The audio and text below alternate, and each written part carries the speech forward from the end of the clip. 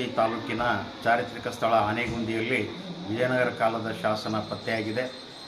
ಅಲ್ಲಿರ್ತಕ್ಕಂತಹ ಕಡೆಬಾಗಿಲು ಬೆಟ್ಟದ ಮೇಲ್ಭಾಗದಲ್ಲಿ ವೀರಭದ್ರೇಶ್ವರ ದೇವಾಲಯದ ಅವಶೇಷಗಳಿವೆ.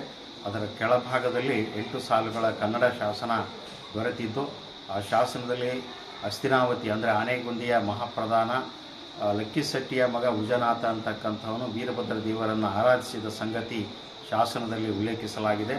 ಭಾಳ ಮಹತ್ವದ ಸಂಗತಿ ಅಂತ ಹೇಳಿದ್ರೆ, ಈ ಶಾಸನದಲ್ಲಿ ಆನೆಗುಂದಿಯನ್ನು ಕಿಷ್ಕಿಂಧಾ ಪರ್ವತ ಅಂಥೇಳಿ ಕರೆದಿರ್ತಕ್ಕಂಥದ್ದು.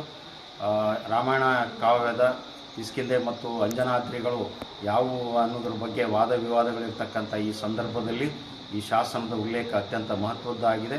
ಹಾಗಾಗಿ ಆನೆಗುಂದಿ ಪ್ರದೇಶವೇ ರಾಮಾಯಣ ಕಾವ್ಯದ ಕಿಷ್ಕಿಂಧೆ ಮತ್ತು ಆಂಜನೇಯ ಜನ್ಮಸ್ಥಳ ಅಂಜನಾದ್ರಿ ಇದುವೇ ಅಂತೇಳಿ ಗುರುತಿಸಲಿಕ್ಕೆ ಈ ಶಾಸನ ಮಹತ್ವದ ದಾಖಲೆಯಾಗಿದೆ.